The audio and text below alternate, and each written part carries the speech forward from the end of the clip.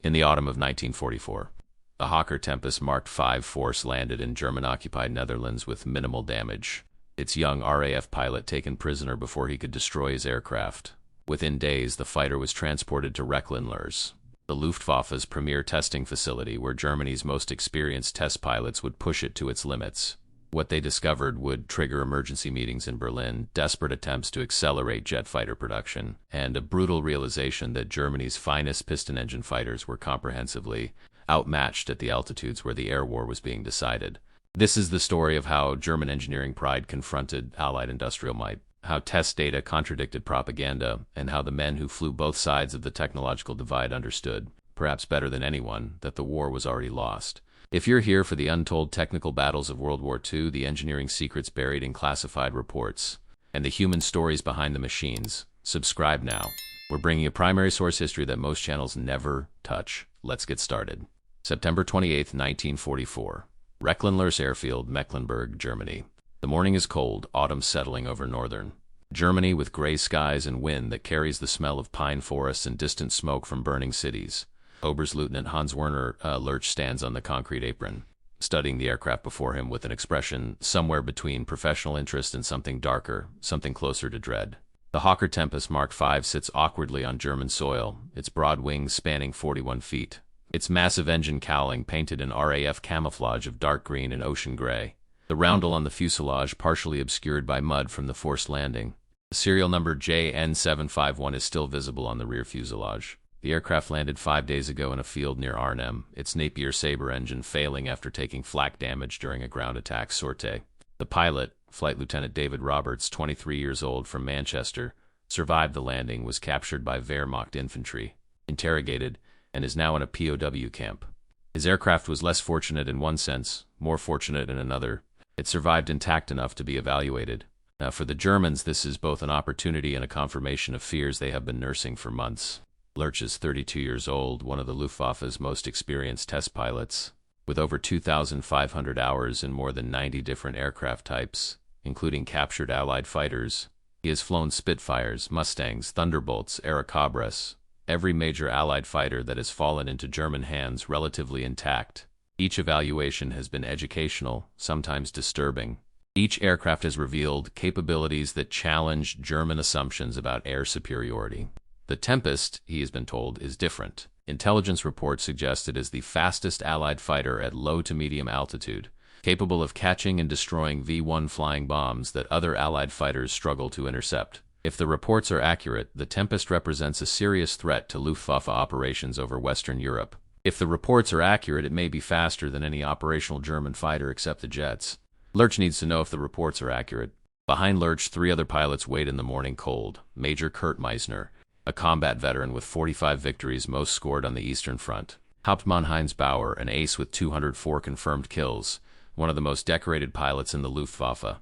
And Lieutenant Klaus Haberlin, a young engineer pilot from the Messerschmitt Design Bureau, brought in specifically to evaluate the Tempest's technical characteristics.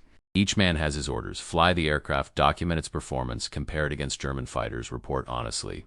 That last directive, report honestly, has become increasingly dangerous as the war progresses. Honest reports often contain conclusions that contradict official narratives, that suggest German equipment is inferior, that imply the war is being lost.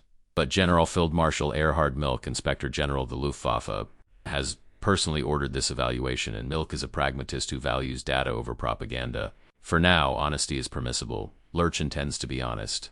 The Tempest has been made airworthy by a team of mechanics from Arperbungstel Rechlin over 4 days of intensive work. The Napier Sabre engine, a massive 24-cylinder H-block design producing 2,180 horsepower, had suffered minor damage from the flak hit that forced the landing.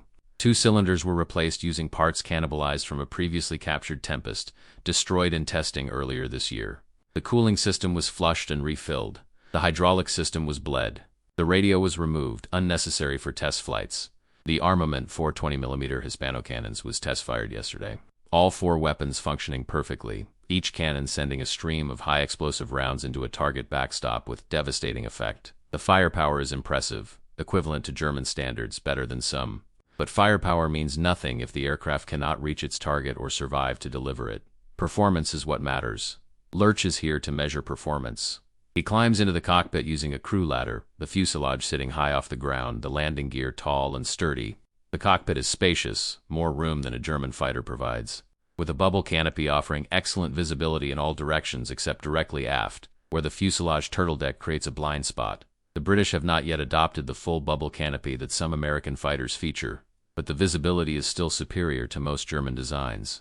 The instrument panel is logical, well-organized with large readable gauges. Everything is labeled in English. Lurch reads English fluently, a necessity in his line of work. The throttle quadrant features multiple controls: throttle, propeller pitch, mixture, radiator flap override.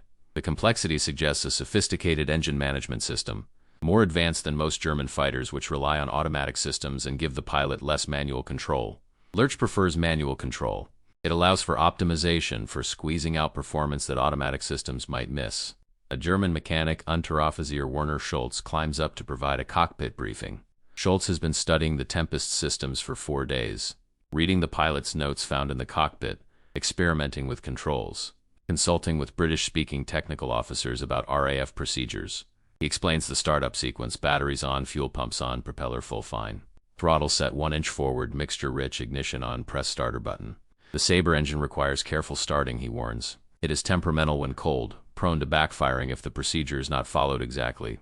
He also warns about the tremendous torque the engine produces, requiring heavy right rudder on takeoff. And he mentions, almost casually, that the engine runs hot, that careful monitoring of coolant temperature is essential, that overheating can cause catastrophic failure. Lurch nods, commits everything to memory. Schultz wishes him success and climbs down. Lurch straps in using the British Sutton harness, a good design, secure and comfortable. He adjusts the seat, tests the rudder pedals, wraps his hand around the control column. The column is centrally mounted, conventional, with a smooth, solid feel. He runs through the startup checklist, then signals the ground crew. An external power cart provides electrical power. Lurch follows the startup procedure exactly as Schultz described. Batteries on, fuel pumps on, the electric pumps humming, propeller controlled to full fine, mixture rich, throttle 1 inch forward, ignition switches on. He presses the starter button. The engine cranks, coughs, backfires once with a sharp bang that makes the airframe shudder, then catches with a rising howl that is unlike any aircraft engine Lurch has heard. The Napier Sabre does not roar like a radial or whine like an inline. It screams, a high-pitched mechanical scream from 24 cylinders firing in a complex sequence, each exhaust stub ejecting flame and noise. The sound is visceral, aggressive, almost violent. The propeller, a 4-bladed de Havilland unit, bites the air with authority, creating a slipstream that rocks the control surfaces. Lurch monitors the gauges as the engine warms. Oil pressure climbs to normal. Coolant temperature rises slowly. Cylinder head temperatures stabilize. The engine idles at 1,200 RPM, smooth but eager, like a racehorse held in check. He tests the magnetos, switching to left, then right, then both, checking for RPM drop. Minimal drop, good ignition health. He cycles the propeller pitch, watching the RPM change, confirming the constant speed mechanism is working correctly. He tests the flight controls, moving the stick and rudder through full travel, watching the external control surfaces move in response. Everything responds smoothly, no binding, no excessive play. The aircraft is ready. Lurch is ready. He signals the ground crew to remove chocks. He advances the throttle slightly, and the Tempest begins to roll forward. The tail wheel is fully castering, requiring differential braking for steering on the ground. Lurchus turns down the taxiway, the long nose blocking his forward view, forcing him to look out the sides. The brakes are powerful, hydraulically boosted, far superior to German pneumatic systems. He reaches the runway threshold, turns into the wind, runs through his pre-takeoff checks. Mixture rich, propeller full fine, maximum RPM, radiator flaps automatic, elevator trim set neutral, fuel selector on main tank. He glances at the coolant temperature gauge one more time. Still within normal range. He advances the throttle to full power.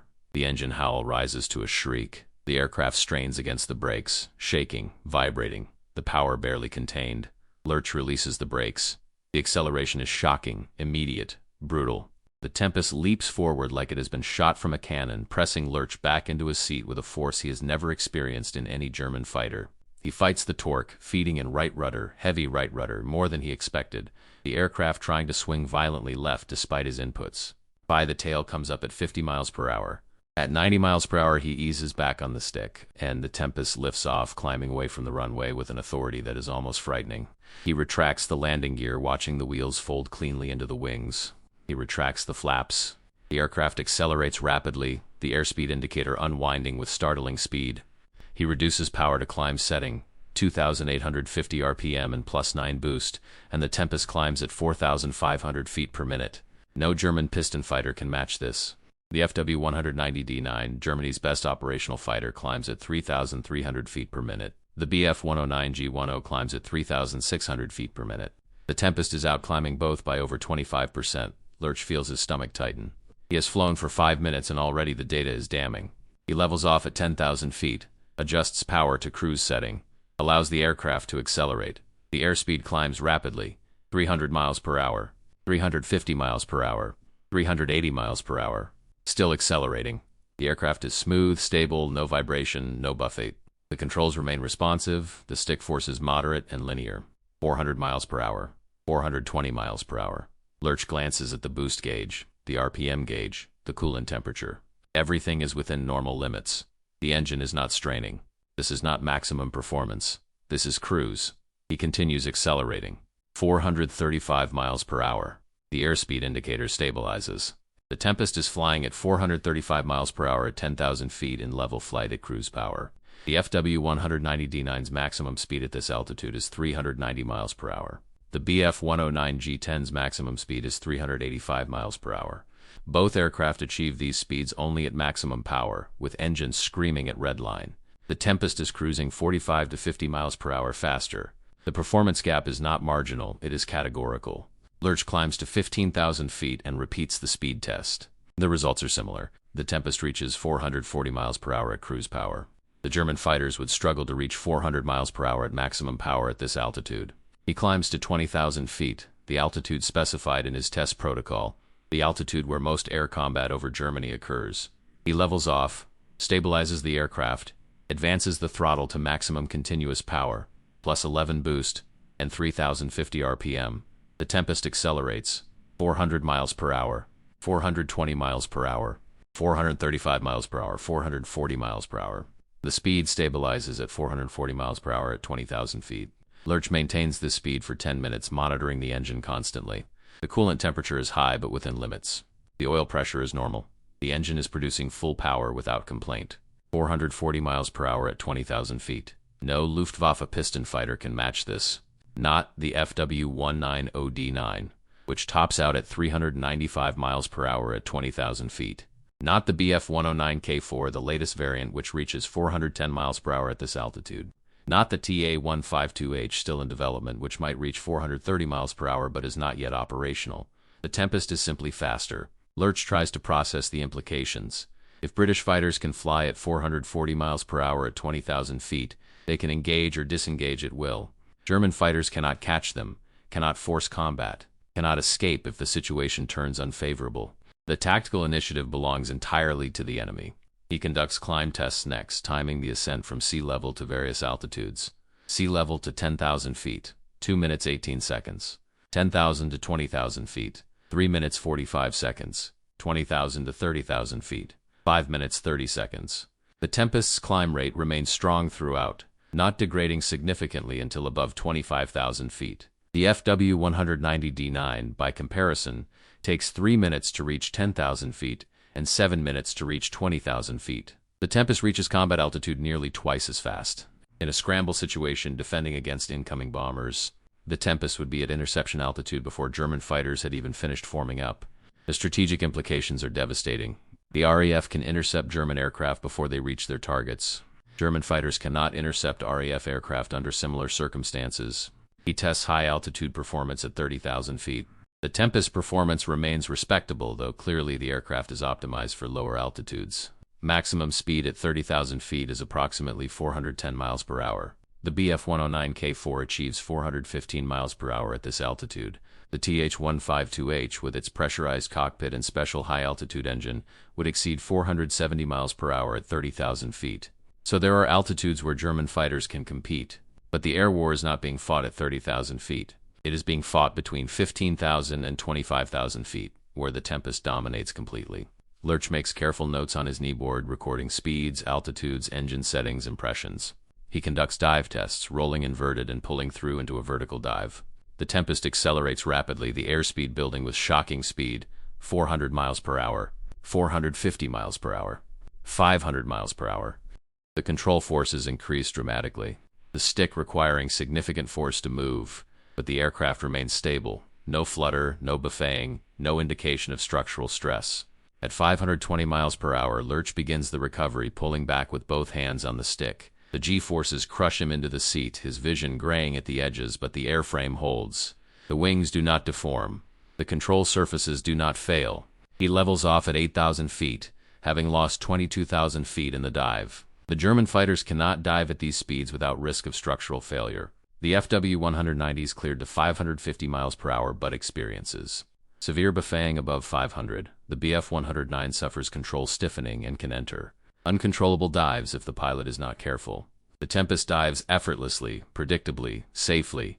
Another tactical advantage. British pilots can dive to escape or dive to attack, and German pilots cannot safely follow. He climbs back to 15,000 feet and conducts maneuverability tests. Turns to the left, turns to the right, steep banks at 60 degrees. The Tempest responds smoothly, predictably, but the turn rate is not exceptional. The aircraft is large, heavy, optimized for speed rather than turning. In a sustained turning fight, the FW-190 would have an advantage, and the Bf-109 would have a significant advantage. But Lurch realizes immediately that British pilots would never fight this way. Why would they? They can use their speed advantage to control the engagement, attacking and disengaging before German pilots can bring their turning ability to bear. He tries loops, barrel rolls, split-S maneuvers. The Tempest handles all of them competently, but without exceptional agility. This is not a dogfighter. This is a hit-and-run fighter, a slashing attacker, an energy fighter. The British have learned from their mistakes early in the war when they tried to turn-fight German aircraft. They have built a fighter that negates German maneuverability advantages by simply refusing to engage in turning combat. After 90 minutes of flight, Lurch returns to Rechlin. The landing is straightforward, the Tempest touching down at 95 miles per hour, the landing gear absorbing the impact smoothly. He taxis back to the hangar, shuts down the engine, sits in silence for a full minute before removing his helmet. His hands are shaking slightly, not from fear, but from the adrenaline of flying a machine this powerful, and from the dawning realization of what the data means. Heinz Bauer's waiting as Lurch climbs down from the cockpit. Bauer, with his 204 victories, his Knight's Cross with oak leaves and swords, his reputation as one of Germany's greatest fighter pilots, asks Lurch what he thinks. Lurch looks at him and says quietly, "We cannot win against this. Not with our current fighters. Not unless we have overwhelming numerical advantage, which we do not have. This aircraft changes everything." Burr's expression hardens, but he says nothing. He will fly next. Burr's flight profile is aggressive, pushing the Tempest harder than Lurch did, testing its limits in ways that only a combat veteran with 200 victories would dare.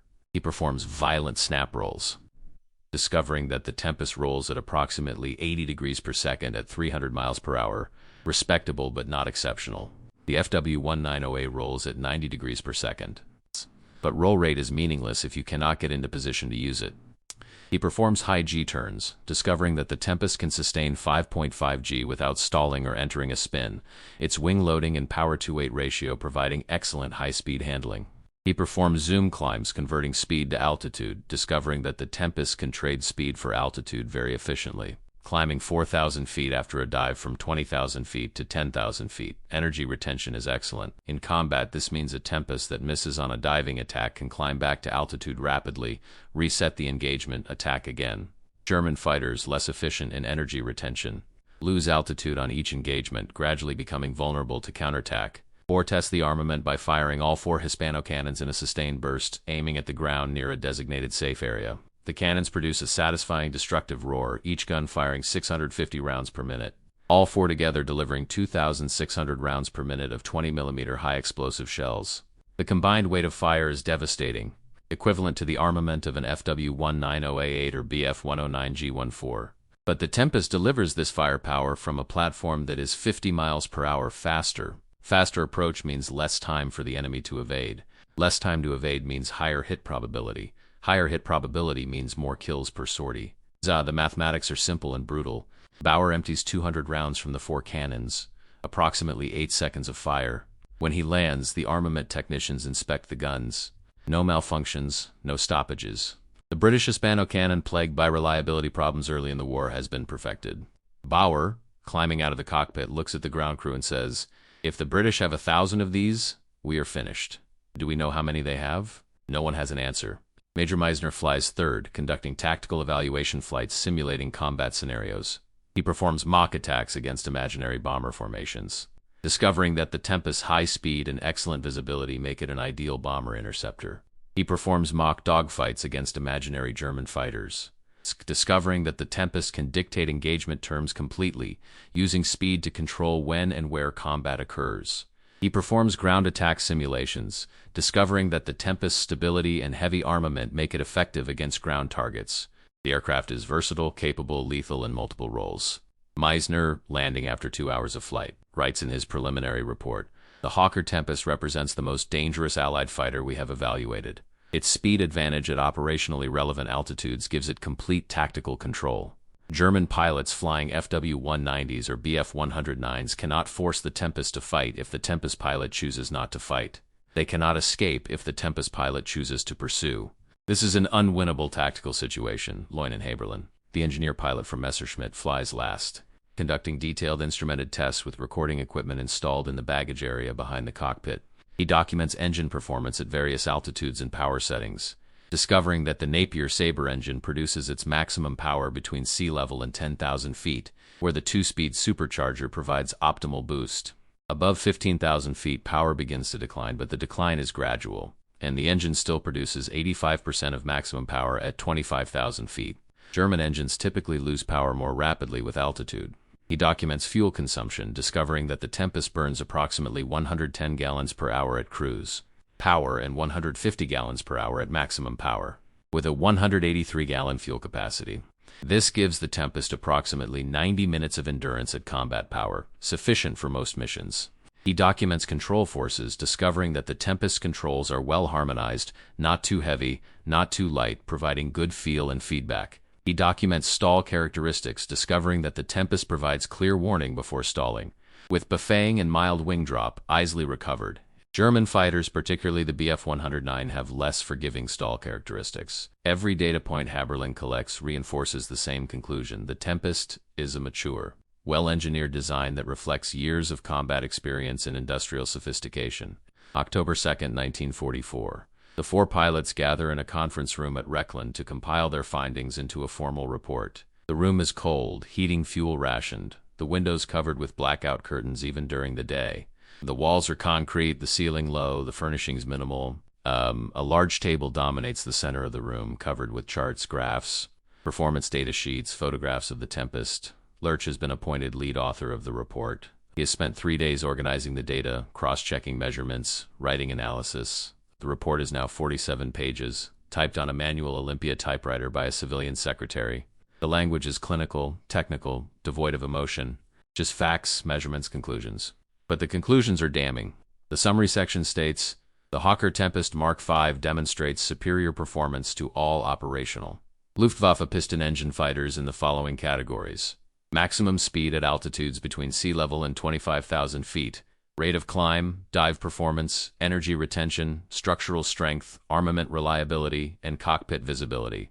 The Tempest's maximum speed of 440 miles per hour at 20,000 feet exceeds the FW-190D9 by 45 miles per hour and the Bf-109K4 by 30 miles per hour. This speed advantage, combined with superior climb rate, allows Tempest pilots to control engagement parameters completely. German pilots cannot force combat if the Tempest pilot chooses to disengage. German pilots cannot escape if the Tempest pilot chooses to pursue. This represents a critical tactical disadvantage that cannot be overcome through pilot skill or numerical superiority. The recommendation section is brief, direct, and politically dangerous." Lurch writes, "The Luftwaffe must immediately field fighters capable of matching or exceeding Tempest performance, particularly at altitudes between 15,000 and 25,000 feet. The Me-262 jet fighter exceeds Tempest performance significantly and should be prioritized for production. The TO-152H, if it achieves projected performance, may compete with the Tempest at high altitude but will remain inferior at low to medium altitude. The FW-190D9 and Bf-109K4, while competent aircraft, are insufficient to counter the Tempest threat. Defensive tactics should emphasize altitude advantage, numerical superiority, and avoidance of sustained combat with Tempest when conditions are unfavorable. Offensive operations against targets defended by Tempest should be reassessed for viability. Bohr contributes a combat, pilot's perspective. He writes, I have fought against Spitfires, Mustangs, Thunderbolts, and Airacobras. The Tempest is more dangerous than all of them at low to medium altitude. Its combination of speed, firepower, and ruggedness makes it an ideal fighter for the current tactical environment. British pilots flying Tempest can engage our fighters with minimal risk, attack our ground attack aircraft with impunity, and interdict our supply lines without fear of interception. If deployed in large numbers over the invasion front, the Tempest would make daylight operations by German aircraft extremely costly. We must assume the British understand their aircraft's capabilities and will employ them. Accordingly, Meisner contributes tactical analysis. He writes, the Tempest's speed advantage fundamentally changes the tactical equation. Traditional fighter tactics, developed against aircraft with similar performance characteristics, are ineffective. The Tempest can choose when to engage, when to disengage, and can deny German fighters the opportunity to use their maneuverability advantages. German pilots must rely on altitude advantage, surprise, and overwhelming numerical superiority. When these factors are absent, survival becomes more important than achieving victories. Pilots should be trained to recognize Tempests quickly and avoid combat unless conditions are heavily in our favor. Haberlin contributes engineering analysis. He writes, the Napier Sabre engine represents a significant advancement in piston engine technology. Its H24 configuration allows for high power output from a relatively compact package. The two-speed supercharger provides excellent power delivery across a wide altitude range. The cooling system, while complex, manages the engine's high thermal output effectively. German engine development has focused on different design philosophies, emphasizing simplicity and ease of manufacture. This has resulted in reliable engines that are outperformed by more complex Allied designs. The Daimler-Benz DB603 and Junkers Jumo 213 engines are excellent, but produce less power than the Sabre. The BMW 801 Radial is rugged but heavier and less powerful. To match Allied engine performance, Germany would need to invest in more sophisticated designs, better metallurgy, and tighter manufacturing tolerances. Given current resource constraints and industrial damage from Allied bombing, this is unlikely to occur before the war's conclusion. The four sections are compiled into a single document. Classified Geheim Kommandosatz, Secret Command Matter, the second highest security classification. The report is dated October 2, 1944, signed by all four pilots, and addressed to General Field Marshal Erhard Milch through the chain of command. Lurch personally delivers the report to Milch's office in Berlin on October 5. Milch is 62 years old, a former chairman of Lufthansa, appointed to oversee aircraft production and development. He is pragmatic, intelligent, and increasingly frustrated with the Nazi leadership's refusal to accept reality. He reads the Tempest report over one evening, then calls Lurch to his office the next morning. Milch's office is in the Reich Aviation Ministry building on Leipziger Strasse, a massive stone structure that has survived multiple bombing raids. The office is large, ornate, with dark wood paneling and heavy furniture, portraits of aviation pioneers on the walls. Milch sits behind a massive desk covered with reports, procurement documents, production schedules. He gestures for Lurch to sit. For a minute, Milch says nothing, just stares at the report. Then he asks, "You are certain of these findings? There is no possibility of error?" Lurch replies, "We flew the aircraft extensively, Herr General Field Marshal. We tested it at every altitude and every configuration. The data is accurate. The Tempest is faster than our fighters at operationally relevant altitudes." Milch nods slowly. He says, "I have read similar reports about the P-51 Mustang, about the P-47 Thunderbolt, about every new Allied fighter. Each report says the same thing. They are faster, they are better armed, they are more rugged. And each time I ask the design bureaus and the production facilities when we will have aircraft to match them. And each time I am told it will take time, it will require resources, it may not be possible. Tell me honestly, Lurch, can we win this air war?" Lurch hesitates. This is the question that can end a career, that can lead to arrest, that can result in a visit from the Gestapo. But Milch has asked for honesty, and Lurch has always been honest. He says, "Not with piston engine fighters, Herr General Field Marshal. The Allies have achieved superiority in engine technology, in manufacturing quality and operational numbers. Our Me-262 jet fighter is superior to anything the Allies have, but we are producing them too slowly, and we lack the fuel and the trained pilots to employ them effectively. Unless these factors change dramatically, no, we cannot win the air war." Milch's expression does not change. He simply says, "That is what I thought. Thank you for your honesty. You are dismissed." Lurch leaves, expecting repercussions. None come. Milk, it seems, already knew the answer. He just needed confirmation. Milk forwards the Tempest report to Hermann Göring, Reichsmarshal and Commander-in-Chief of the Luftwaffe, with a cover memorandum recommending immediate acceleration of Me-262 production and curtailment of further investment in piston engine fighter development. Göring's response arrives October 15, 1944. It is brief, angry, and dismissive. Göring writes that test pilots are too cautious, that combat pilots would achieve different results, that German fighters have always been superior and will remain so through superior German fighting spirit. He orders continued production of FW-190D9S and Bf-109K4S at maximum rate, and limits Me-262 production to fighter-bomber variants rather than pure fighters. This decision, driven by Hitler's insistence that the Me-262 be used as a revenge weapon against ground targets rather than for air superiority, cripples the jet program. The one aircraft that could have contested Allied air superiority is diverted to a role for which it is poorly suited. Milk is furious but powerless. Göring answers only to Hitler, and Hitler's decisions are final. The Tempest report circulates through Luftwaffe technical channels despite Göring's dismissal. Copies reach fighter wing commanders, training units, tactical development officers. The data is studied, discussed, integrated into training programs. Pilots are briefed on Tempest identification, elliptical wings, large chin radiator, bulbous engine cowling. They are taught recognition at a distance. The Tempest profile is distinctive, not easily confused with Spitfires or Typhoons. They are taught tactics. If you see a Tempest, gain altitude immediately. If the Tempest is above you, disengage and run. Never, ever try to turn fight a Tempest unless you have no other option. These briefings are received with mixed reactions. Experienced pilots nod grimly, having learned these lessons the hard way over France and the Low Countries. New pilots, fresh from training, struggle to accept that they should run from enemy aircraft. Running contradicts everything they have been taught about aggression, about initiative, about German superiority.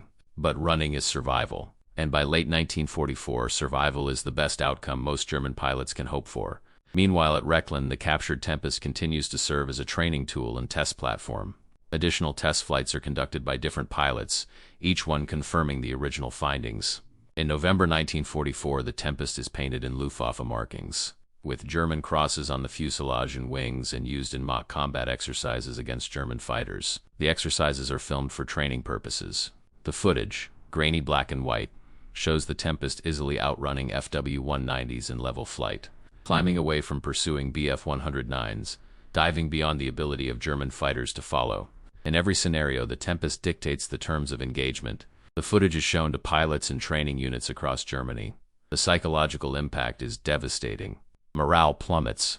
Some pilots request transfers to bomber units or ground attack units, anything to avoid flying fighters against Allied opposition. Most requests are denied. Germany needs every fighter pilot it can get. In December 1944, a second Tempest is captured, this one shot down over Holland with significant battle damage but largely intact. It is brought to Rechlin, repaired, and added to the test fleet. The availability of 2 aircraft allows for comparative testing and for destructive testing of 1 airframe to determine structural limits. The destructive tests reveal that the Tempest wing structure can withstand loads exceeding 10 G before failure, far beyond the human pilot's ability to survive such forces. The fuselage structure is similarly robust, with thick aluminum skins and heavy internal frames. The British have built a fighter that can survive battle damage that would destroy a German aircraft. German fighters designed for low weight and high performance use thin skins and minimal structure. They are fragile by comparison. A 20mm cannon hit that would merely damage a Tempest will often destroy a Bf-109. This structural advantage compounds the performance advantage, making the Tempest even more lethal in combat. January 1945. The situation deteriorates rapidly. The Western Allies are advancing into Germany. The Eastern Front is collapsing. Berlin is being bombed nightly by the RAF, daily by the USAAF. Fuel shortages are critical. Trained pilots are increasingly scarce. Aircraft production continues, but quality is declining as factories employ slave labor and substitute materials. The MA-262 jet program is producing aircraft, but many are grounded due to engine failures or lack of fuel. The operational fighter force is a shadow of its former self, outnumbered 10-1 by Allied aircraft. In this desperate situation, the Tempest evaluation seems almost irrelevant. What does it matter that the Tempest is 50 miles per hour faster when Germany cannot produce enough aircraft or fuel to contest Allied air superiority under any circumstances? But the report remains relevant as a historical document, as evidence of what German technical staff knew, and when they knew it. The report proves that German engineers and test pilots understood their equipment was inferior, that they reported this information to leadership, and that leadership chose to ignore it. This pattern, seeing truth and rejecting it, is consistent throughout late-war German decision-making. Reports from the Eastern Front describing Soviet numerical superiority are dismissed. Reports from the Western Front describing Allied material superiority are ignored. Reports from intelligence agencies describing Allied production capacity are rejected as propaganda.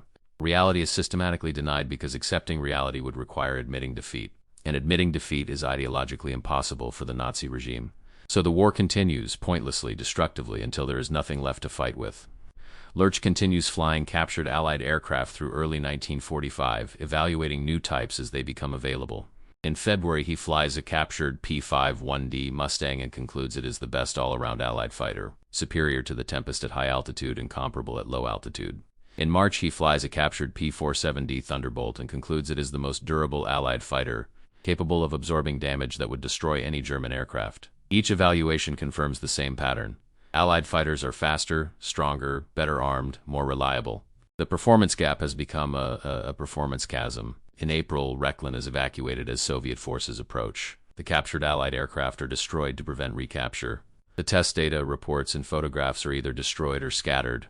Some documents are recovered by Allied forces after the war. Others are lost forever.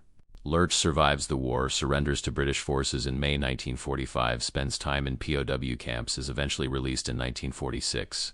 He emigrates to the United States in the 1950s. Works as a test pilot for the U.S. Air Force and later for aerospace contractors. He is interviewed multiple times about his wartime experiences flying captured Allied aircraft. He always returns to the same themes. Allied aircraft were superior due to industrial capacity, better materials, and design philosophies that prioritize practical effectiveness over theoretical performance. He says in a 1970 interview, the German fighters of 1944 were beautiful, elegant, sophisticated. The Allied fighters were brutal, heavy, powerful. Beautiful fighters lose to brutal fighters when the brutal fighters have better engines, better armament, and better support. We Germans loved our aircraft. The Allies just used theirs. That is the difference between art and war. Bohr survives the war as one of the highest scoring aces, with 220 confirmed victories, but he is bitter about the leadership's failures. He writes in his post-war memoirs, "We flew inferior aircraft because our leaders refused to admit they were inferior. We were told German engineering was the best in the world. It was not. American and British engineering had surpassed us by 1943, and the gap widened every year. The Tempest evaluation proved this. The Mustang evaluation proved this. Every evaluation proved this. But proof does not matter when ideology rejects reality." Bohr works in aviation after the war, becomes involved in historic aircraft preservation, dies in 1957 in a light aircraft accident still flying. Meisner survives, returns to civilian life, works as an engineer, rarely speaks about the war. He donates his papers to a military archive in the 1980s, including his notes from the Tempest evaluation. These notes provide historians with detailed insights into the testing process and the psychological impact on German pilots of confronting Allied technical superiority. Haberlin survives, returns to work at what becomes the reconstituted Messerschmitt Company, contributes to post-war German aircraft development, retires in the 1970s. He gives a single interview in 1982, in which he says, "The Tempest was a revelation. It showed us that British engineering had achieved a level of sophistication we had underestimated. The engine was magnificent, the airframe was superb, the systems integration was excellent. We Germans were still designing aircraft the way we did in the 1930s. The British were designing aircraft for modern war. That is why they won." The Hawker Tempest itself serves with distinction through the end of the war. It is used extensively against V-1 flying bombs, achieving the highest success rate of any Allied fighter in this role due to its exceptional low-altitude speed. It is used for ground attack, destroying German vehicles, trains, and installations. It is used for air superiority, engaging and defeating German fighters whenever they appear. Production continues through 1945 with 1,702 Tempests built in total. The aircraft serves in the RAF until 1949, replaced by jets. Some Tempests are exported to other air forces, serving into the 1950s. A few survive in museums, beautifully restored, flown occasionally at air shows. Roaring reminders of 1940s engineering at its peak. The captured German test reports on the Tempest surface in British and American archives in the 1950s and 1960s. Historians study them with interest, finding the German analysis to be accurate, thorough, and surprisingly objective. The reports confirmed that German pilots and engineers understood their predicament clearly. They knew they were fighting with inferior equipment. They knew their recommendations were being ignored. They continued to do their jobs professionally, documenting what they found, reporting what they knew, even as the system around them collapsed. This professionalism, maintaining standards even in defeat, is perhaps the most remarkable aspect of the evaluations. The men who flew the Tempest at Rechlin in 1944 were not fighting for victory. They were documenting reality, creating a record, bearing witness. Their reports are that record. The broader lesson of the Tempest evaluation is about the relationship between engineering and doctrine. German fighter doctrine in the 1930s emphasized maneuverability, dogfighting, close-range combat. German fighters were designed to excel in these scenarios. The Bf 109 was the perfect embodiment of this doctrine. Light, agile, designed to outturn opponents. British doctrine evolved during the war, informed by combat losses and captured German aircraft. By 1943, the British understood that speed and altitude were more important than turning ability, that survivability was more important than low weight, that firepower was more important than ammunition conservation. The Tempest was designed to this evolved doctrine: fast, strong, heavily armed. It could not out-earn a Bf 109 in a phone booth, but it did not need to. It fought on its own terms, using advantages the Bf 109 could not counter. Doctrine and design had aligned. The Germans never achieved this alignment. Their doctrine remained unchanged even as Allied capabilities evolved. The result was aircraft designed for the wrong war. The engine technology gap between the Napier Sabre and German piston engines reveals deeper issues about industrial philosophy. The Sabre was extraordinarily complex, 24 cylinders arranged in an H configuration, liquid-cooled with a 2-speed supercharger and sophisticated fuel injection. It required precision manufacturing, high-quality materials, and skilled maintenance. British industry could provide all of these. Sabre, despite its complexity, was reliable in service because the industrial system supporting it was robust. German engines were simpler in some respects, but suffered from declining manufacturing quality as the war progressed.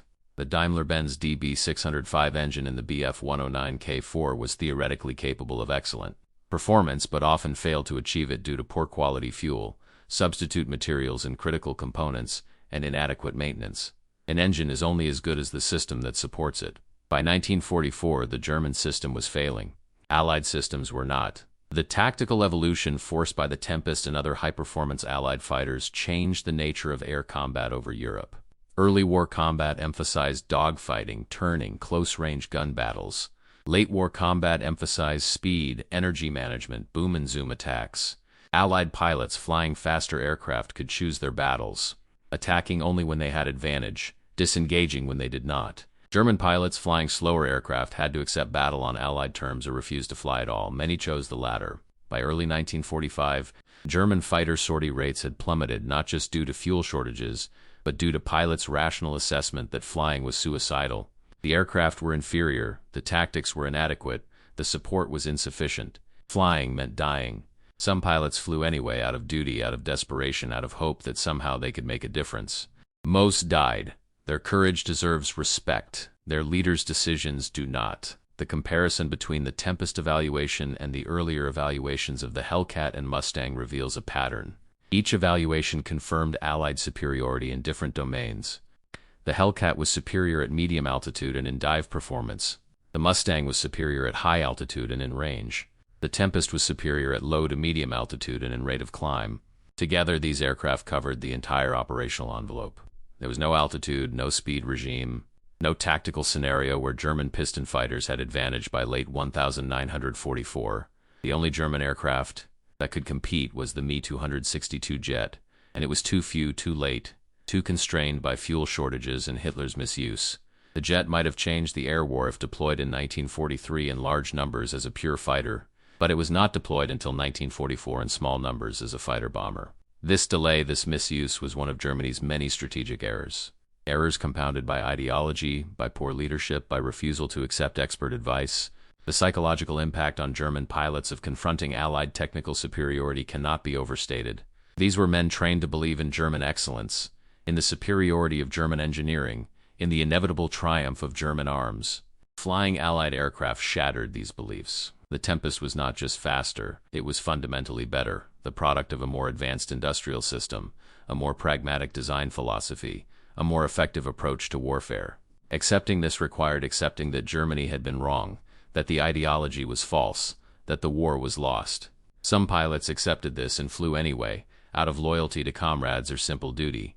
Others could not accept it and broke psychologically, requesting transfers, feigning illness, in some cases deserting. The Luftwaffe's collapse in 1945 was not just material, it was psychological. The men flying the aircraft had lost faith in their equipment, their leaders, and their cause. The post-war analysis of the Tempest evaluation by Allied intelligence agencies confirmed the accuracy of German findings and provided additional context. Allied analysts noted that German test pilots were highly skilled and that their reports were technically sound.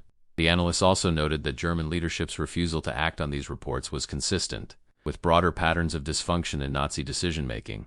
The Allied victory in the air war was not foreordained. It resulted from superior industrial capacity, better strategic decisions, more effective use of resources, and willingness to learn from combat experience. The Germans had many of the same starting advantages in 1939. They squandered them through poor leadership, ideological rigidity, and strategic errors. The Tempest evaluation is one small window into this larger failure. The technical legacy of the Tempest influenced post-war fighter design. The aircraft's combination of speed, firepower, and ruggedness became the template for late 1940s piston fighters. The Hawker Sea Fury, a navalized development of the Tempest, served with distinction in the Korean War, where it shot down MiG-15 jets in combat. One of the few piston fighters to achieve this, the Tempest's engine, the Napier Sabre, influenced post-war British engine development, though the future belonged to jets. The aircraft's aerodynamics, particularly its laminar flow wing, contributed to understanding of high-speed flight. Several Tempests survive today in flying condition, maintained by museums and private collectors, demonstrated at air shows. A living connection to 1940s engineering and the men who flew these machines in combat. The final irony of the Tempest evaluation is that the German pilots who flew it understood its superiority, documented it, reported it, and then continued flying inferior aircraft against it in combat. Lurch, after flying the Tempest, returned to flying German aircraft in test roles. Bauer, after flying the Tempest, returned to combat in FW-19OD9 knowing he was flying an inferior machine. Meisner, after flying the Tempest, continued training pilots to fly Bf-109s, knowing those pilots would face Tempests in combat. They did their duty even after the duty had become pointless. This is perhaps the most human element of the story. Knowing the truth did not free them from obligation. Understanding their disadvantage did not allow them to quit.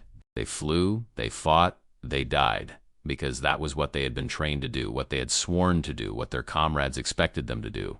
Honor and duty are not always rational. Sometimes they are just traps that prevent escape from situations that cannot be won. The story of German pilots flying the captured Tempest is ultimately a story about the gap between what is known and what is done. The pilots knew they were outmatched. The engineers knew German industry could not compete. The leaders knew the war was lost, but knowing changed nothing. The machinery of war continued grinding forward, consuming men and material until there was nothing left to consume. The Tempest evaluation is a single data point in this tragedy, a moment when truth was documented, filed, and ignored. The young RAF pilot who force-landed his Tempest in Holland, David Roberts, survived the war in a POW camp, returned to England, learned years later that his aircraft had been tested by the Germans. He was interviewed in the 1980s about his feelings on this. He said, "I hope the intelligence they gained from my aircraft helped them understand they could not win. If it saved a single life by convincing someone the war was hopeless, then my capture had purpose. But I suspect it changed nothing. Wars do not end because of test reports.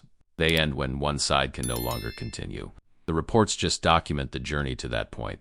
The Tempest evaluation is one of dozens of captured aircraft programs run by both sides during World War II, each one revealing the technical and psychological dimensions of industrial warfare. If you want more deep research into the engineering battles that shaped history, the primary sources that most people never see, subscribe now. We're publishing stories like this every week and we're just getting started. Thanks for watching.